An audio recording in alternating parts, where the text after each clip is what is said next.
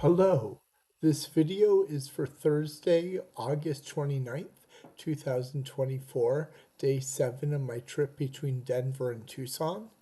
In this video, I show the leg between Zion National Park and Lake Powell, Arizona. The drive is 139 miles.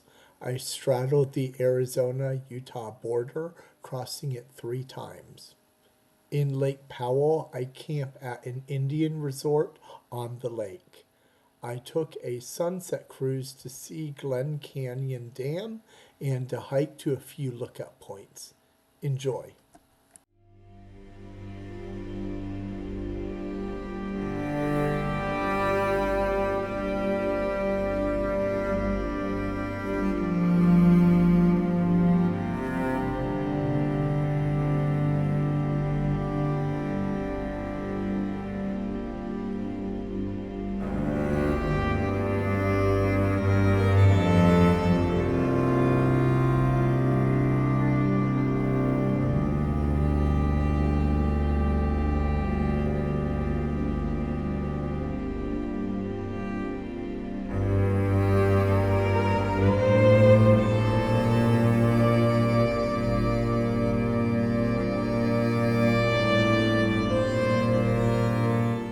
Good morning.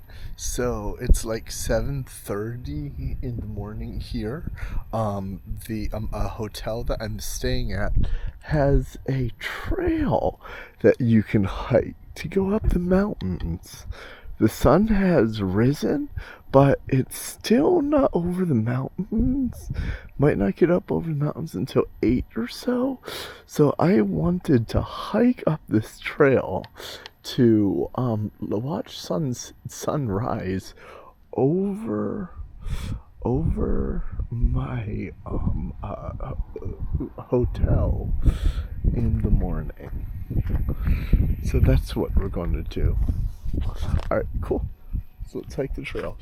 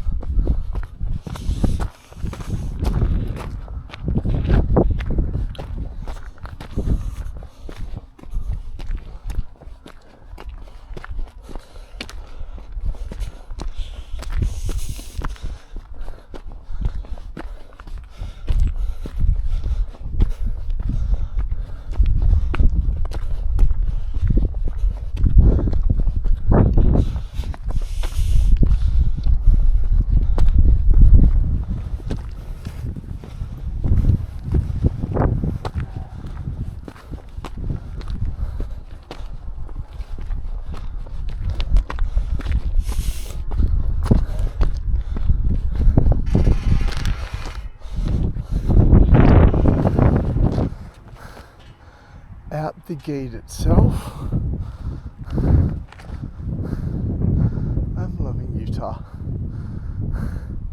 Reminds me of Arizona without the cactuses. Alright, upward.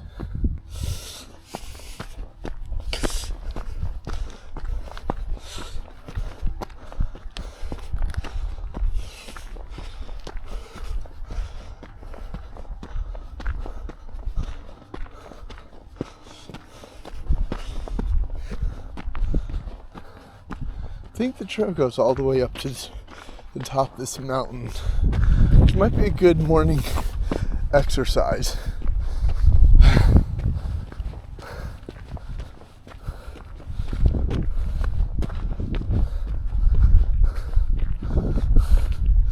This is,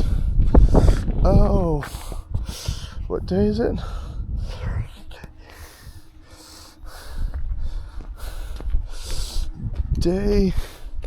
beginning of day 6, I think. I am in Virgin, Utah. Just got done with Zion.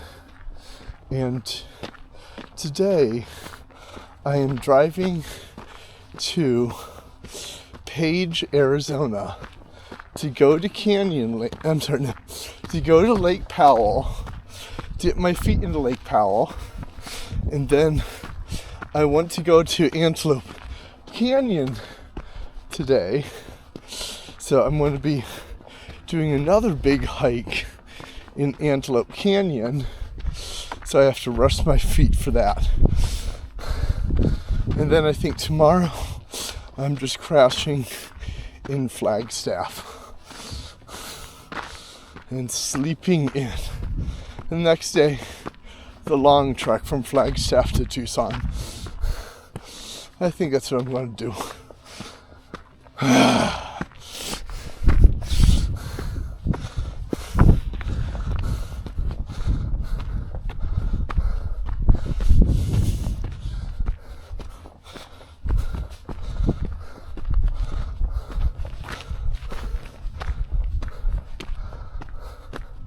Here's the next rise. We've only been for 5 minutes, but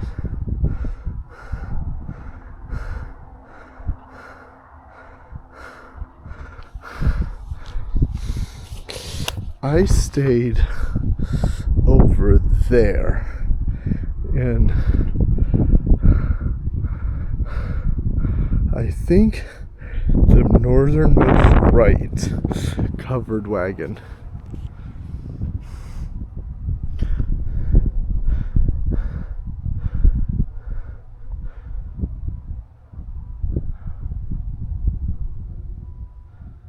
Okay.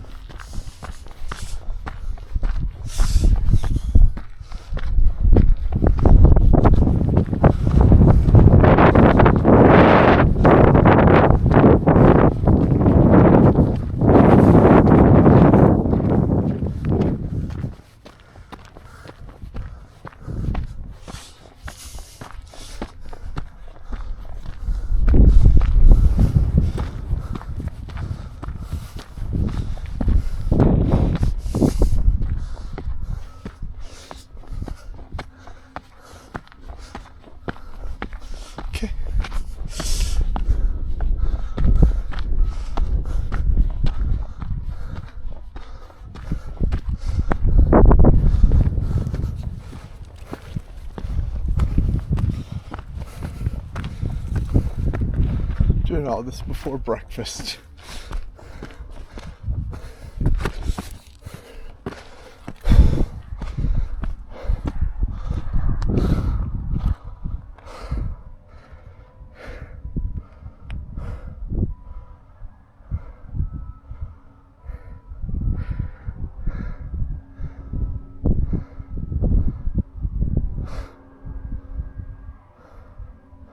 Quick off.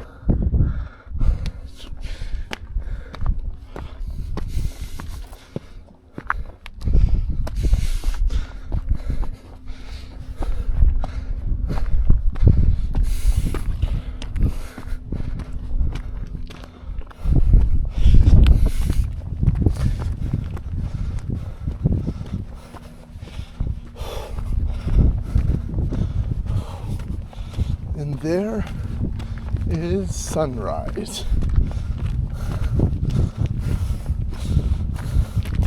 Walking closer to sun, sun's walking closer to me.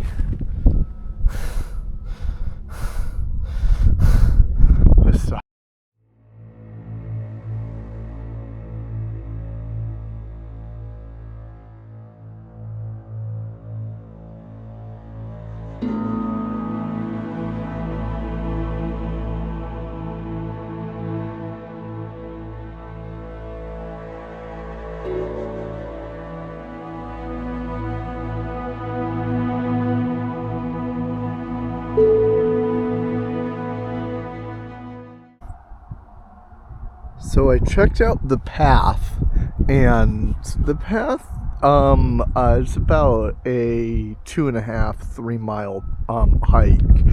It doesn't go up the mountain like I expected it would do. You know, I thought it would go up there and you'd have a view on top. No, the path goes up over the mountain a bit, turns right, goes down, goes around over there, and then gets back into the camp over there. So you only see this mountain from the side, which really makes me sad. And so I didn't want to go on a 3 mile hike this early in the morning.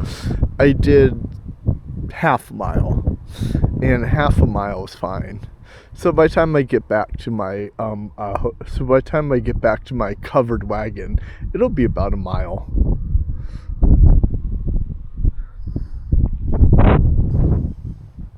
You can see the outline of the mountain there. My covered wagon's that one over there. I'm finally seeing this in the daytime. There's the pool. Yeah.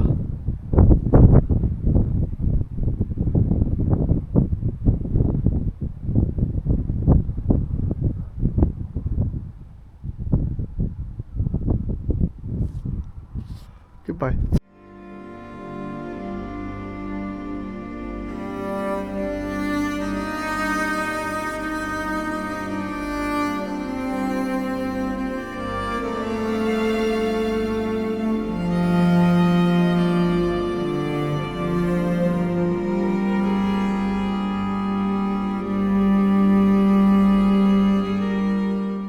Hello, I am leaving my wagon covered resorts this morning, and I thought I would give you a walkthrough while I head towards my car. So let's do that, and then we're driving to Page, Arizona, third state in a week. A little bit bigger than New England states.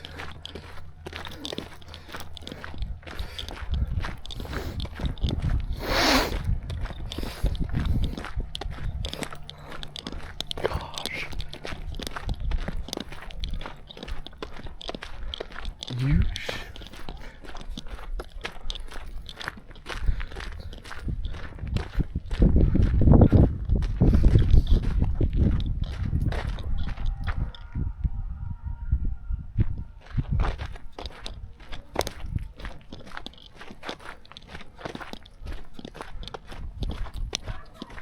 Other trail wagons.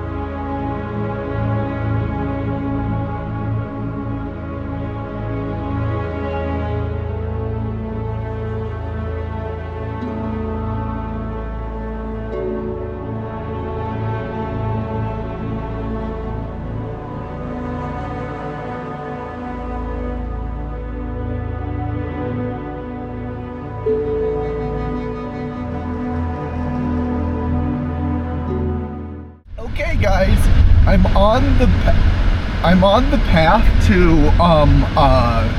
Lake Powell, and it looks like the path to Lake Powell is dirt and rock road. So just like Moab. So, well, I don't know, it might be real roads up here, real paved roads. But paved roads here are a luxury. I'm going to be going on, I think, sand and gravel roads, all the way Lake Powell. From Zion, south to Colorado City, and then over that till you hit 89, and then that to Lake Powell. And so, yeah, join me. It looked like there were two ways to get to Lake Powell. Google said this was the more direct way, and so we're taking it. The other way was to go back through Zion. I thought that this would be easier than going through Zion, but maybe I should turn around and go through Zion. This is actually interesting. So yeah, at least you have pretty views, and there are no large rocks, and it's daytime.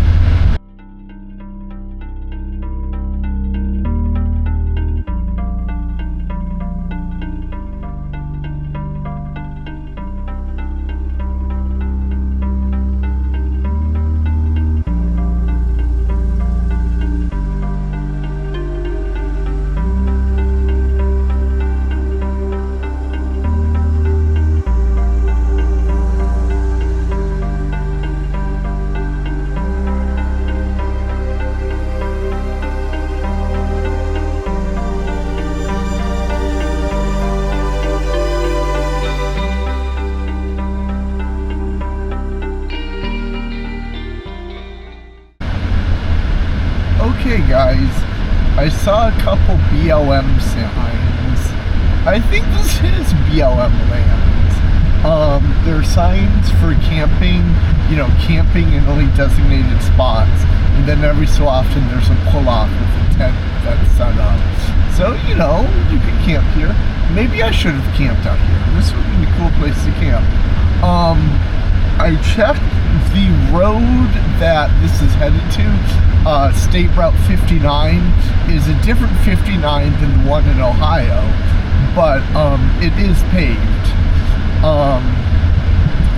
It's 1.8 miles away, and I'm finding out, do not go on roads with names. Go with roads with numbers, because numbered roads are going to be paved before named roads.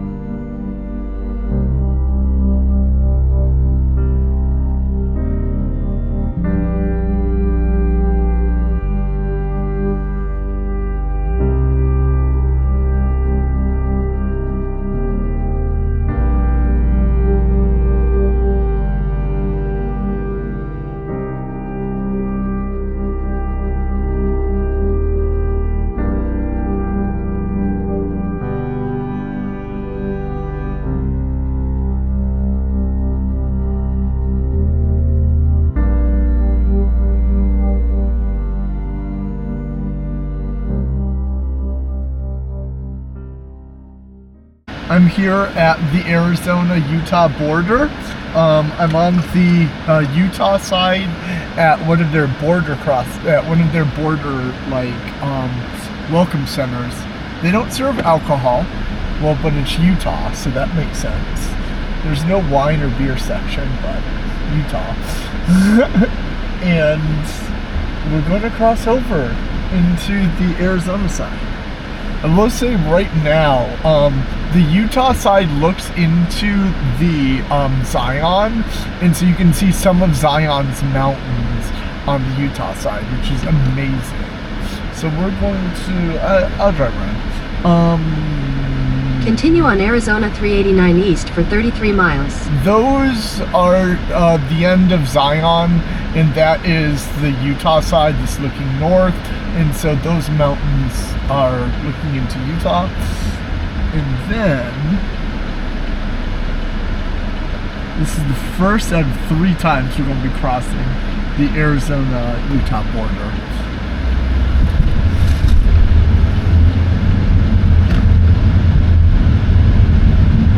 Welcome to Arizona. Told you, boring road.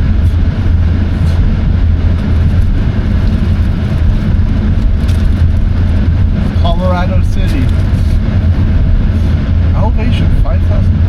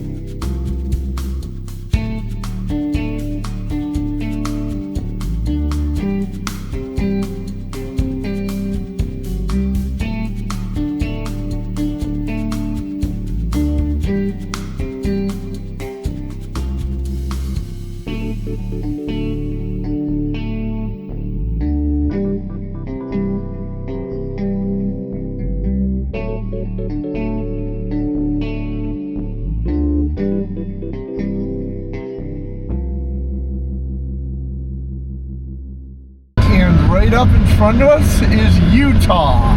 I'm leaving Arizona to go back to Utah.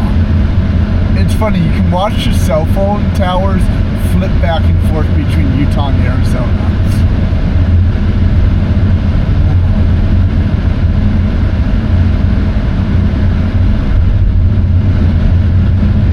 Bye, Arizona. We're back in Utah.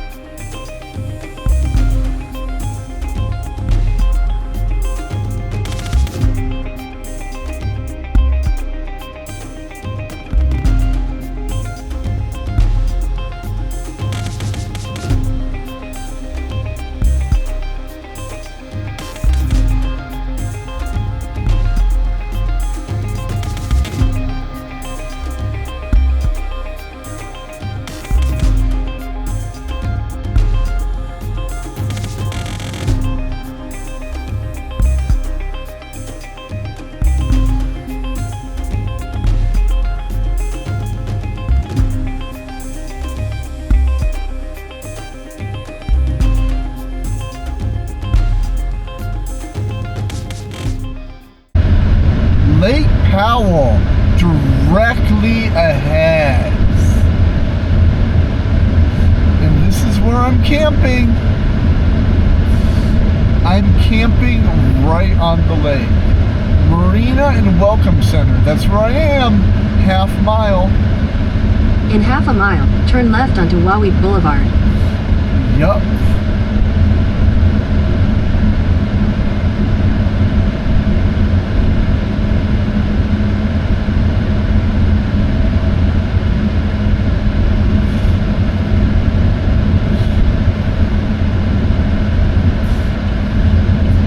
Turn left onto Wahweap Boulevard.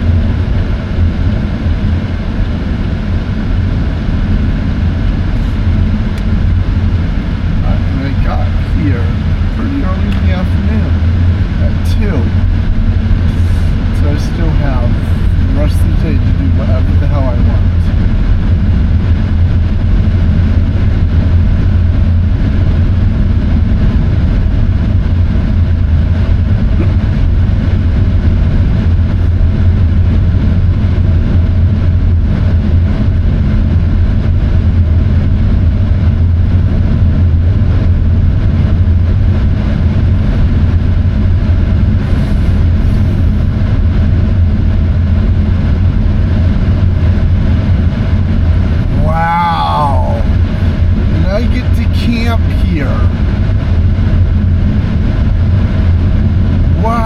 There it is!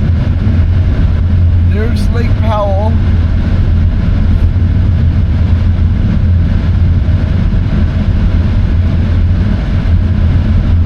Wow. Alright, let's talk to them. Okay? I'm camping here.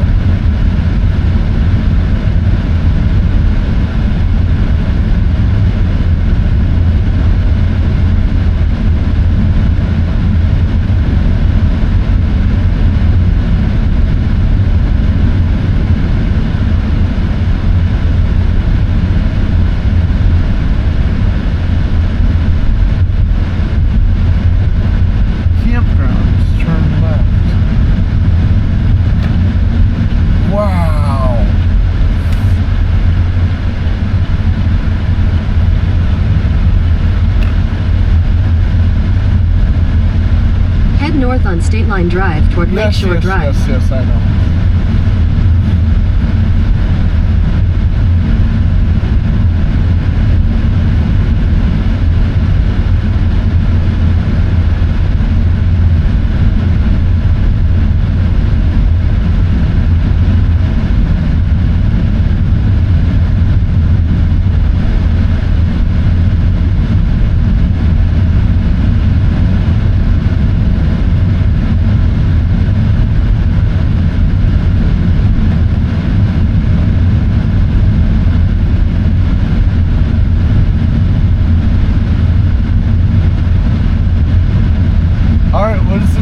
Campgrounds, left to right.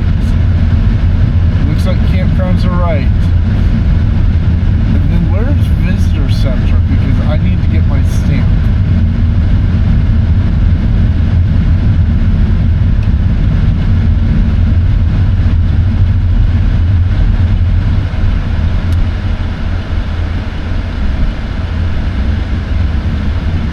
Entering Arizona. Oh yeah, I was in Utah! The other side says entering Utah. Utah signs are so much more pretty than Arizona signs. But yeah, going back, the other side said entering Utah. That was the state border again.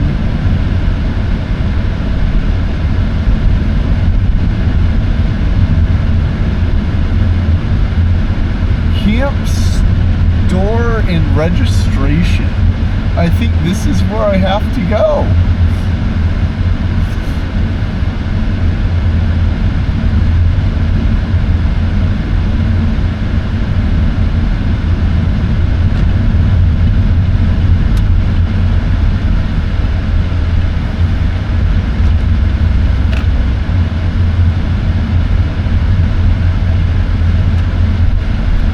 Lake Powell is halfway in Arizona, halfway in Utah.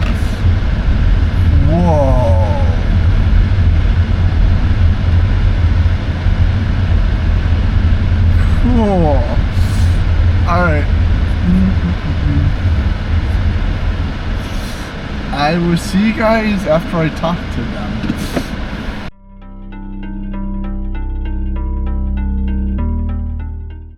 Hello! So I reached my campsite at Lake Powell. I'm camping on Lake Powell tonight. And let me show you the view.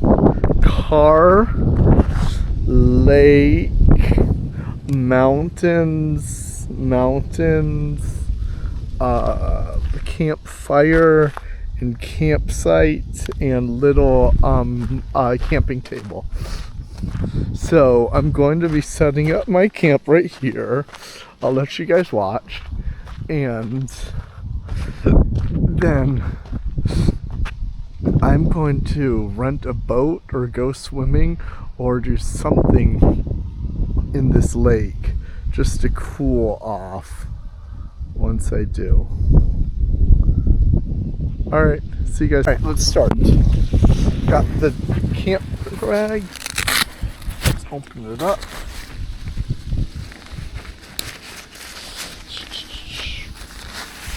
And then I've been using trash bags just as ground liners to put underneath the tent.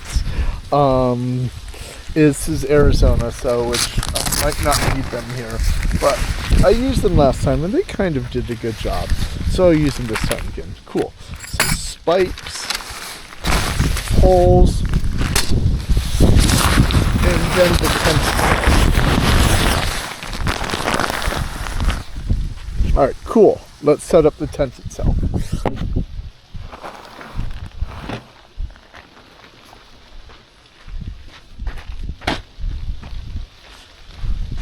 Put you in the shade right here. We can see everything. Cool. Can you see it? Yeah.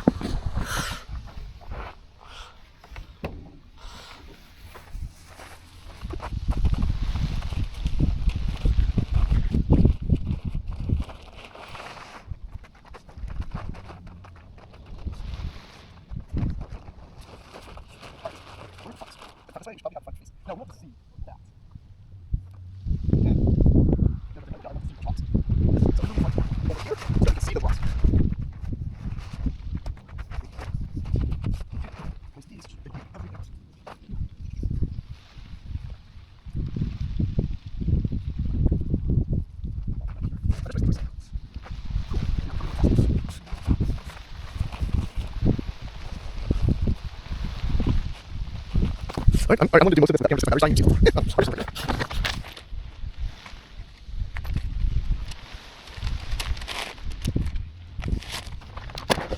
never rotated 90 degrees. You can see that.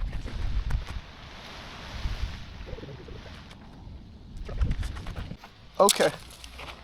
I rotated the tent 90 degrees so that it faces that way instead of that way, which is perfect.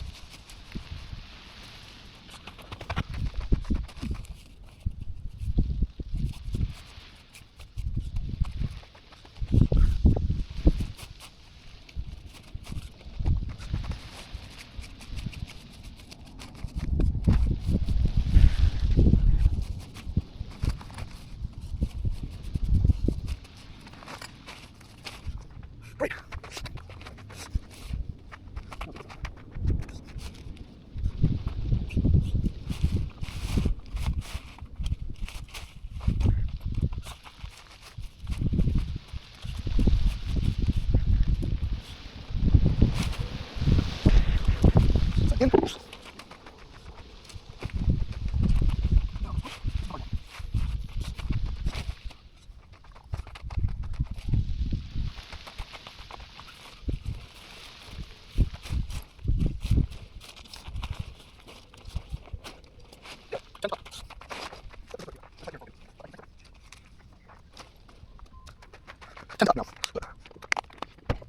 I'm going to stick it down first because the wind's so bad. So, first I'm going to stick it down.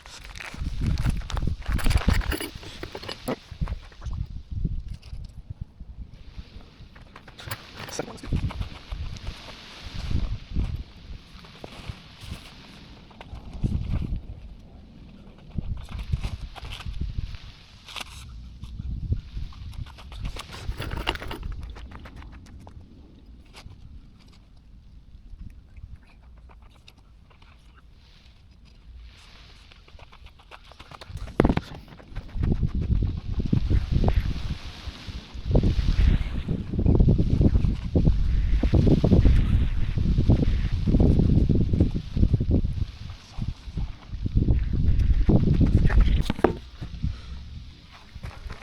There, tent is all set up. Let's find something fun to do. It is 95 degrees here in Lake Powell. I have my car and my tent set up for night and the lake behind me. Let's do something fun. See ya.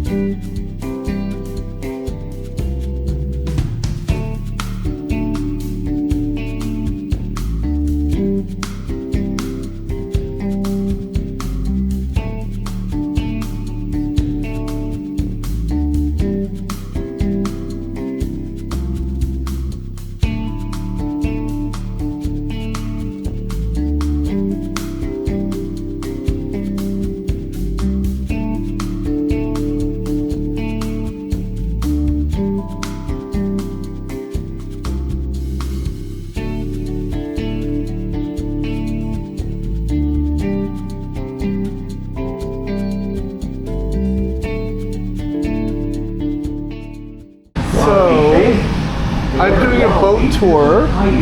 Meaning bitter or bad water. Prior to the Glen Canyon Dam being constructed, there was a brook stream that flowed through the canyon. Came here off to the rear of the boat, continued here to the front of the boat.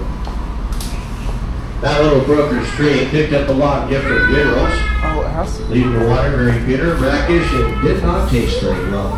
So they did their best to point out the poor qualities Native Americans did, and they referred to it as wild wheat, meaning bitter or bad water. Well, today with the Glen Canyon Dam in place and the Colorado River inundating this canyon, water here at Wild Wheat is not bitter or bad in any way. Matter of fact, the waters here at Lake Powell are tested by 4 different agencies twice a week, and they still find the waters that's very clean and very pure. However, the National Park Service, they do suggest that you boil the water in the summer season, only in the summertime, because our water temperature gets up to 85 degrees surface temperature. And I guess there's bacteria that grows in or on water that temperature that some people are just not used to. In the wintertime, our water temperature is 42 degrees, so that means it's great boating, good fishing. I'm going to go for a water ski at 42 degrees, so some people still try.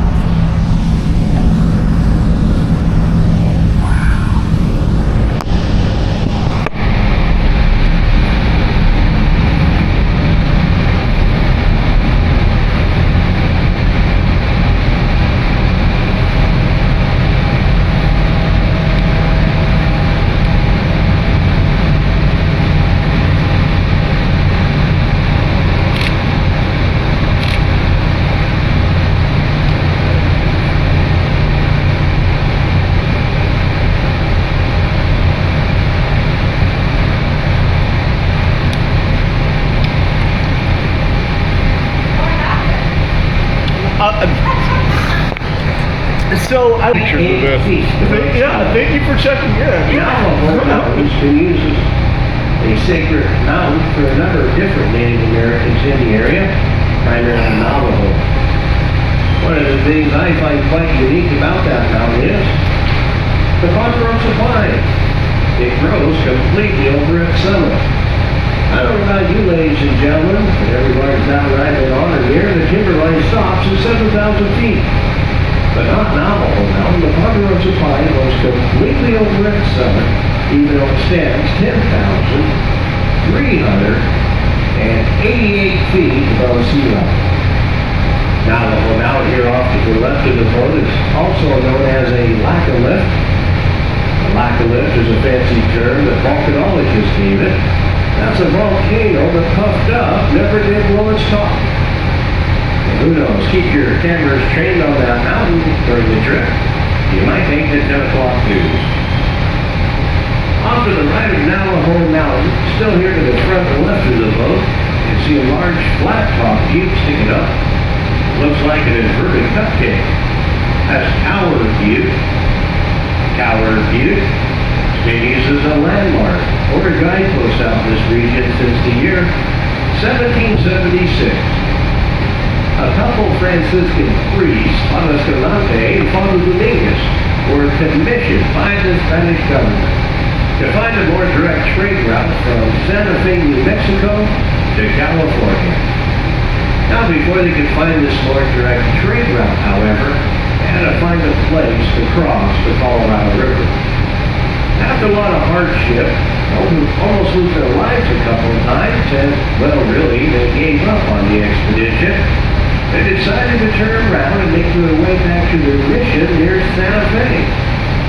When they turned around, they decided to take a different route than what they came in on, and they did find a place to cross the Colorado River.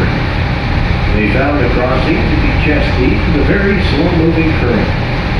Very important find back in the day. See, that was the only place to cross the Colorado River for 200 miles in either direction, and the crossing was used nearly 100 years up until they established these ferries.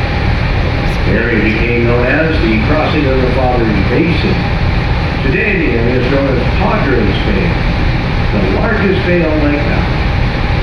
The Tower Butte here off to the front and left of the boat was used as a landmark for a guidepost to guide the early pioneers or settlers into that famous river crossing.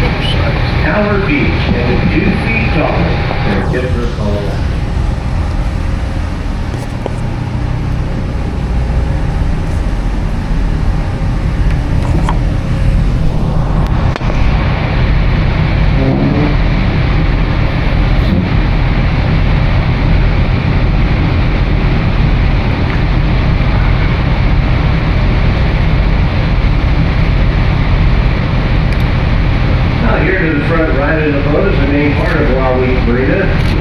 over 900 privately owned vessels moored or stored here to the front right of us.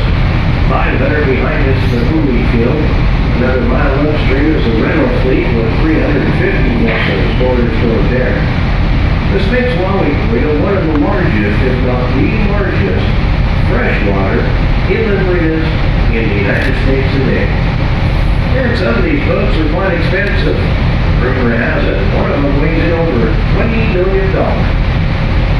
Now, for you ladies and gentlemen that don't think $20 million is a pretty good chunk of change, take this in consideration. You got a $20 million boat, you put it in Lake Powell.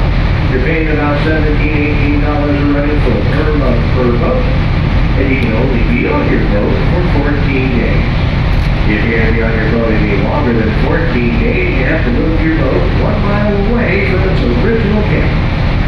And you can't be on Lake Powell any longer than 30 days in any calendar year. Why? It's a national park. You can't live in Yellowstone, you can't live in Yosemite, you can't live in Zion or Rice, you can't live in Arches, you can't live in North or South of the Grand Canyon, and you can't live on Lake Powell. Your boat can stay here year-round, but you can't. You can let the in-laws use your boat, the outlaws use your boat, you can't. Take that into consideration. $20 billion, that's a pretty good chunk of change. Now today our tour will be leaving Wallaby Canyon way behind us, going up with the main channel, the main body of Lake Powell. The main channel, or the main body of Lake Powell, is considered to be where the Colorado River used to flow. We'll go downstream. 1 mile. Only 1 mile, because then we'll be at the backside of the Glen Canyon Dam. We'll let's get some pictures of it, tell you a bit about the project. Once you're satisfied you got your photos and information, turn the boat back upstream, back up here in the Wallaby Canyon. Good afternoon, ladies and gentlemen. Welcome aboard the Canyon Prince.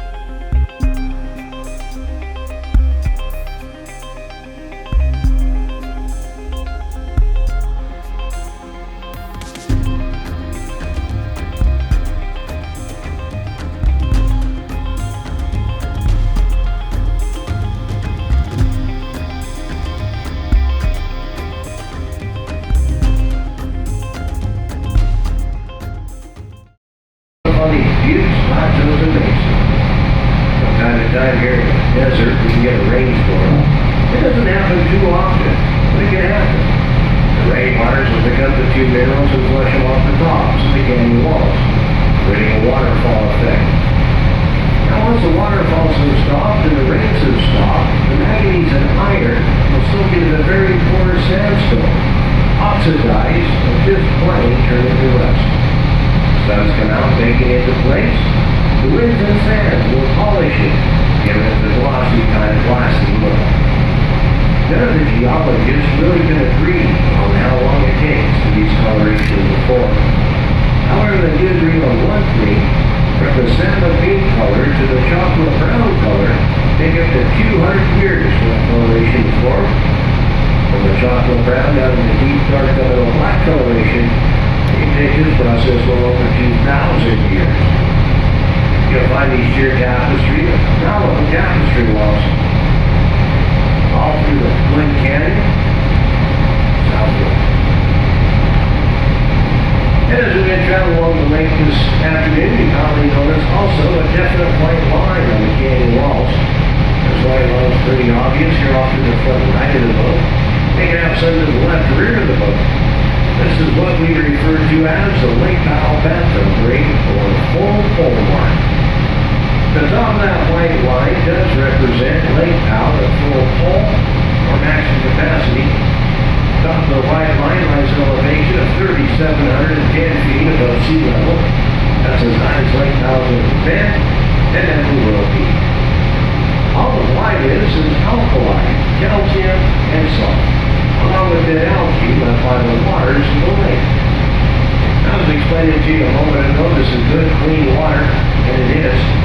But if you spend any time in the Southwest or you're from the Southwest, we refer to this as hard water.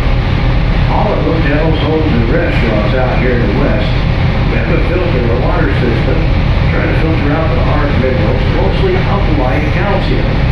For example, take a glass, fill that glass with average day tap water or garden hose here in the Southwest.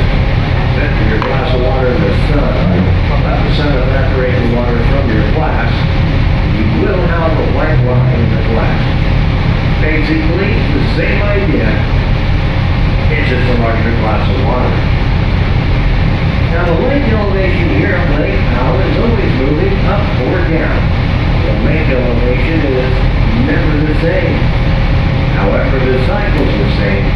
The first is spring, right before the snow melts off the northern mountains, Utah, Colorado, and Wyoming.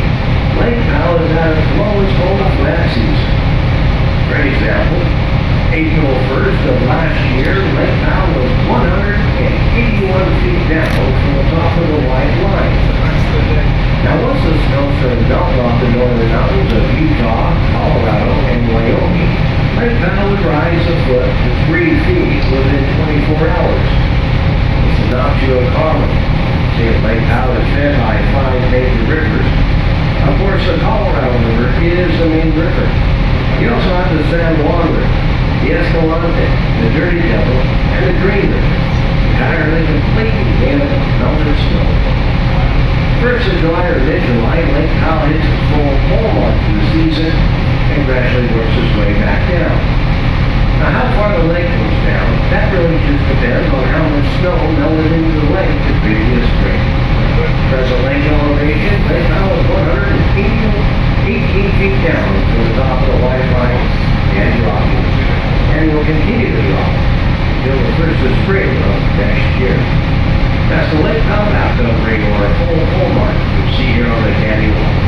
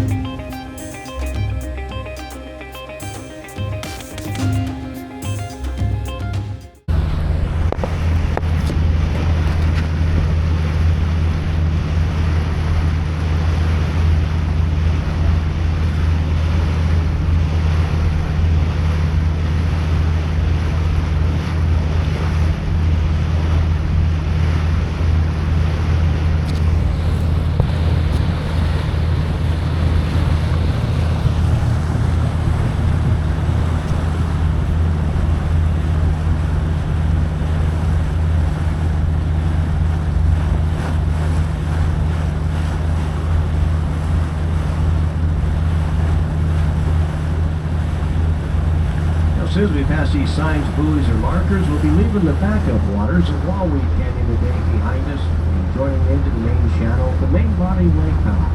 The main channel or the main body of Lake Powell is considered to be where the Colorado River used to flow. It used to come off the front left-hand side of the boat. Take a big winding bend turn, continue here off to the front right of the boat. Once we pass these signs, buoys, and markers, we'll be leaving a depth of water of 130 feet of water and entering into well over 300 feet of water. So if you pop the boat at this point, don't worry about hitting your head on a rock for some time. It's quite deep. Ladies and gentlemen, you are now upon the Colorado River.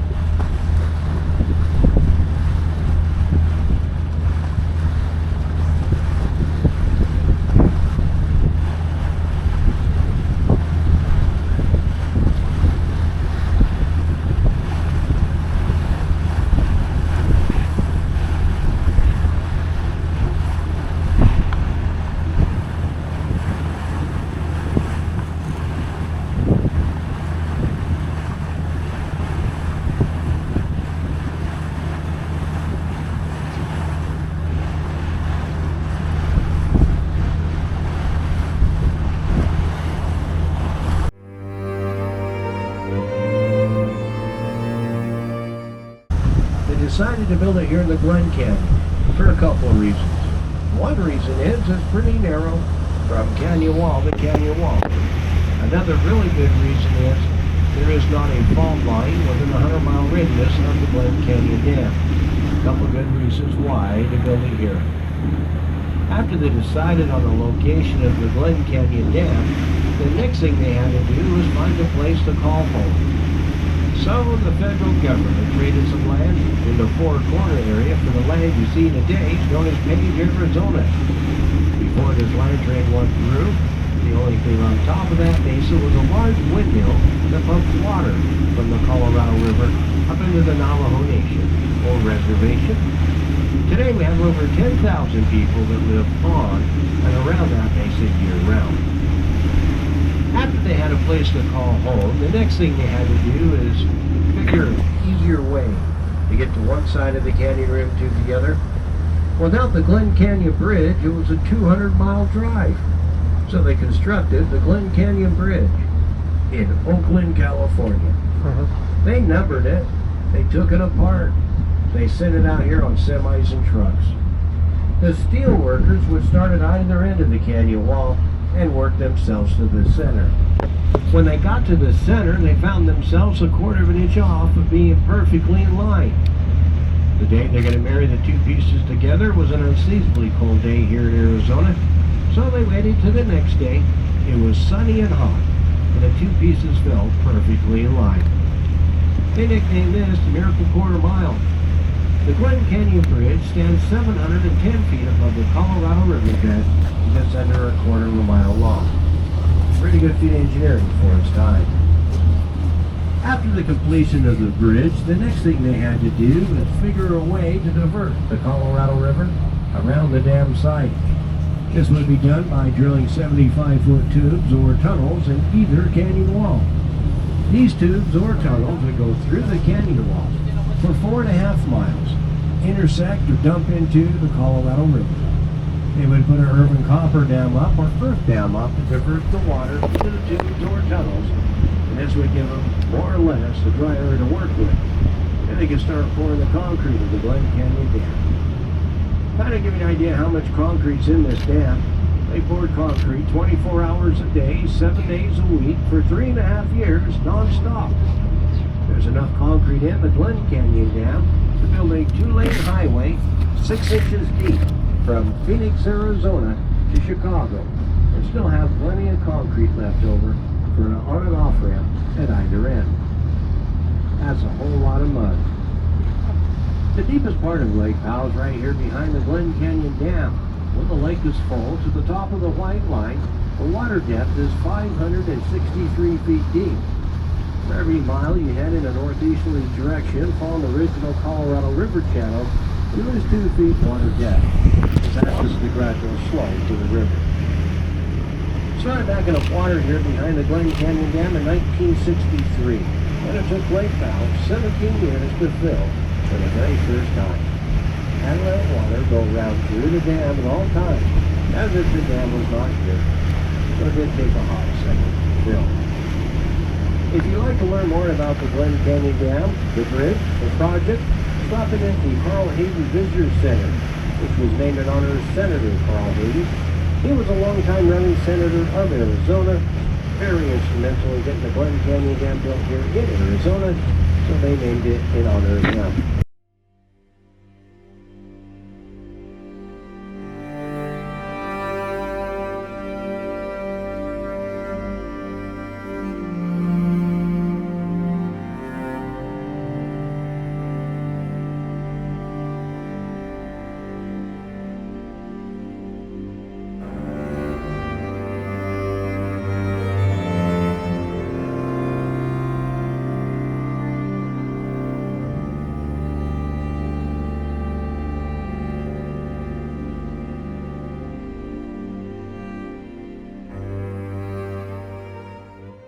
Okay guys, I'm back from the boat tour. It was kind of cool. We went and we saw Glen Dam. Lake Powell was made by Glen Dam when they dammed up the Colorado River again. It created this giant lake and filled up one of the dams. So it's a man-made freshwater lake. I was late for getting on the boat, so the boat actually waited for me, and so I was very, very thankful for that. And so yeah, I can't say enough about them that they waited for me, which was really cool. And now I'm just wandering around taking pictures. The sun's starting to set because it's 6 o'clock. It's funny, half the lake is in Utah, half the lake is in Arizona, but the whole entire lake is on Arizona time. And in the visitor's office, they have clocks for both Utah and Arizona because they're different. Yeah, it's a beautiful dam. I really like it. So I figured I'd wander around and take pictures. And then, I don't know, find something else fun to do. Alright, see ya.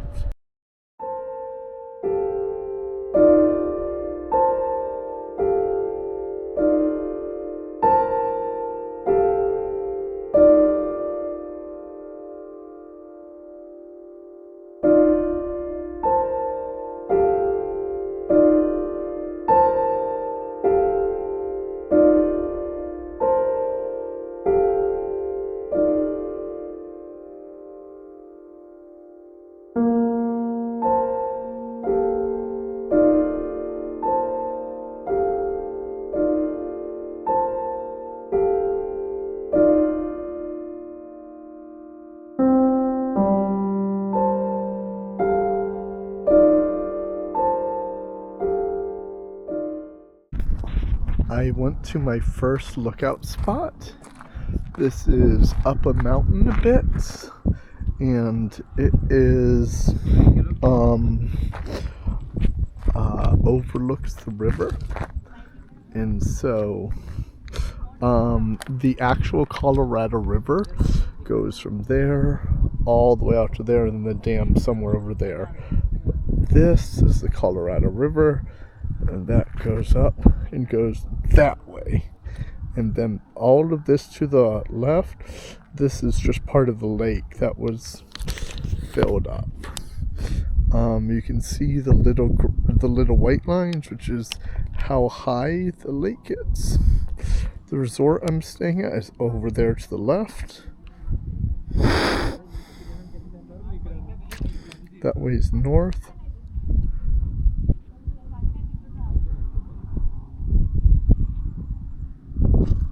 Let's walk down a bit. And then after this, I'll head to my next lookout spot.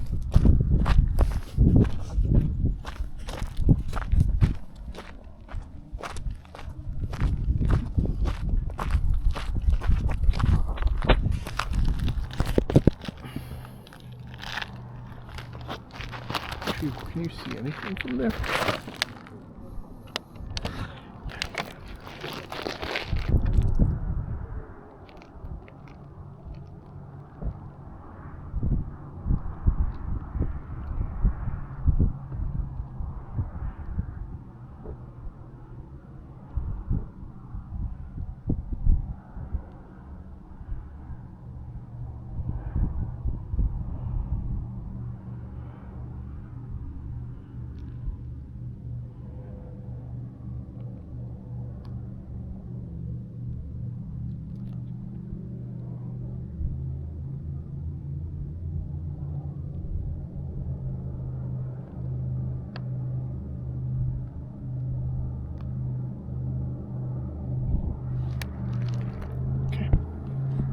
Done.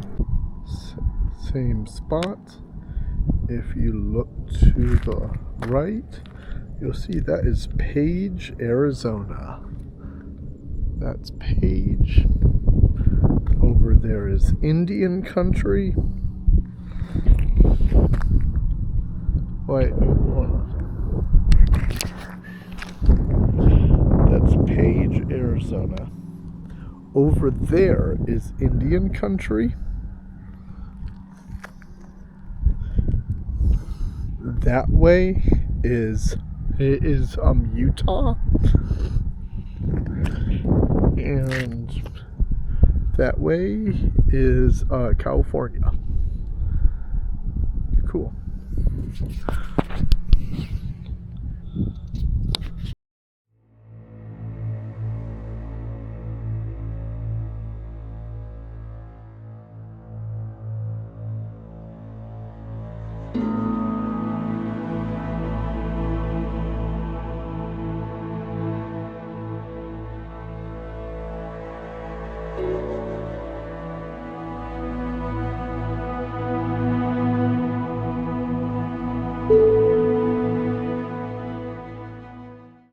So I'm at my second lookout point. My stuff is over there. I don't know if you can see it, but it's pretty dark out. That is the city of Page, Arizona. That's the little tiny city that supports Lake Powell. There's another car coming towards this lookout point. But anyways, here's the cool thing. It faces south, and so that means you can see the Glen Canyon Dam. So the Glen Canyon Dam is somewhere over there. And since it faces south, you can see better stars. It looks like if the Milky Way is sadly going to come up over here. So we'll probably see the Milky Way right here. But this is Capricorn. I think it's going to be the constellation that's over here is Capricorn. And yeah. And then my hotel is over there. And there's some other people going on. This seems like a pretty popular spot. There's like 5 or 6 cars here, and every so often a car comes in and shows off their lights. Oh, the other thing is that this is a huge drop off. Don't know if you can see, but that's a boat down there. So you don't want to get too close to the edge or you'll fall right off. Alright, see you guys.